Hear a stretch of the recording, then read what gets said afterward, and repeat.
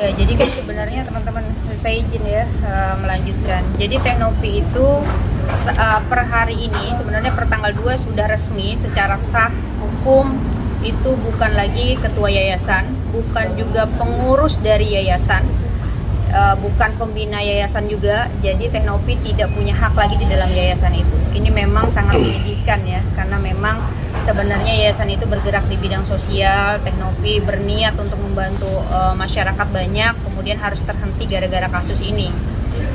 Hal ini didasari oleh banyaknya kemudian permasalahan-permasalahan yang diciptakan menuju ke arah yayasan begitu ya, sehingga kemudian yayasan itu tidak lagi mampu bergerak sebagaimana mestinya gitu sebelumnya. Makanya kemudian Teknopi memisahkan diri dari yayasan. Per tanggal 26 Teknopi membuat surat pengunduran diri, kemudian dirapatkan di dalam pengurus yayasan dan sudah diaktekan per tanggal 2 Januari 2025. Jadi sudah resmi Teknopi bukan lagi bagian dari yayasan. Itu yang pertama. Teknopi juga bisa membuktikan bahwa uang yang kemudian disengketakan sampai hari ini itu masih utuh. Teman-teman bisa lihat ya, ini uangnya masih utuh di yayasan. Saya kasih tunjuk, Yayasan Rumah Peduli Kemanusiaan. Ya, teman-teman, silakan. Kanan Bu, kanan Bu. Ya. Tanggal 2. Ini yang pertanggal 2 per tanggal 2 sejak Teteh masih ya, dan sekarang udah tidak lagi. Nah, sekarang udah nggak bisa lagi dicek.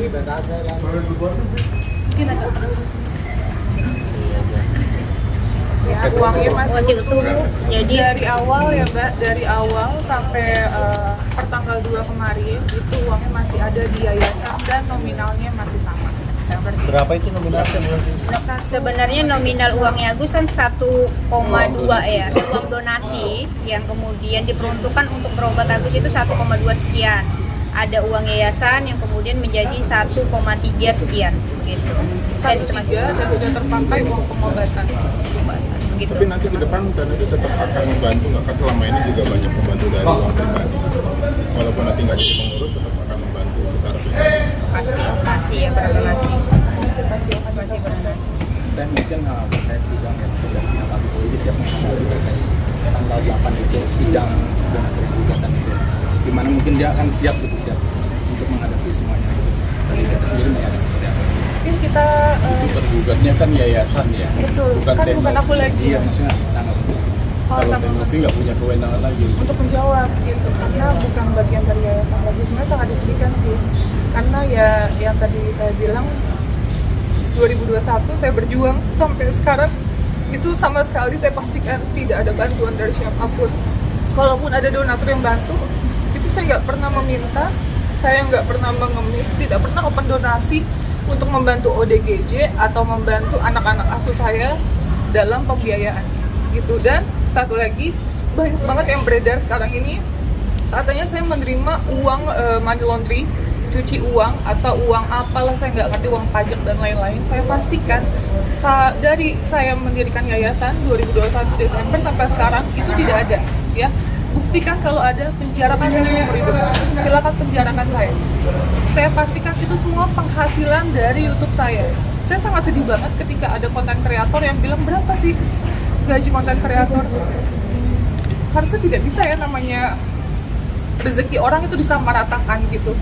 Kita punya YouTube, mereka punya YouTube, penghasilannya pasti akan berbeda, ya kan? Saya sangat sedih aja dengan statement seperti itu. Itu kok bisa disamakan dengan orang lain, itu sih. Apalagi ini yang ngomong mungkin orang terdekat kamu. berarti tahun 2020 ini sebagai tahun apa sih? Mungkin tahun terberat. Tahun terberat banget. Capek beneran. 3 bulan setengah kita kayak gini.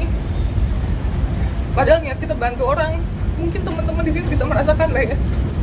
Ketika kita tiap bantu tapi ada aja halangannya dan kayak capek, lelah, fisik, mental, semua kita udah mati-matian.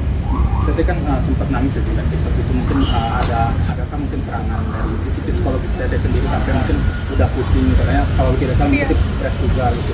Mungkin dari situ itu stresnya karena mungkin dalam setiap hari ada masalah kan.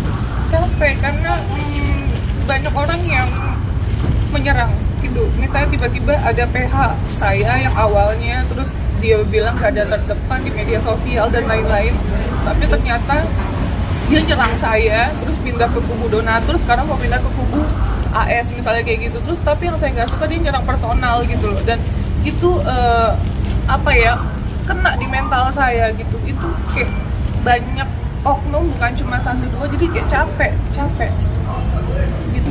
Itu mau sampai kapan juga kan kayak gini, ini uang yayasan, tapi yang diserang saya pribadi, personal saya, kan aneh jadi. Tapi juga kan sempat spill ya soal berita heboh yang waktu kemarin. Itu berita heboh terkait apa? Kalau boleh tahu spesifik. Berita heboh terkait Yang kata-katanya ada yang menghebohkan. oh iya, jadi saya dapat info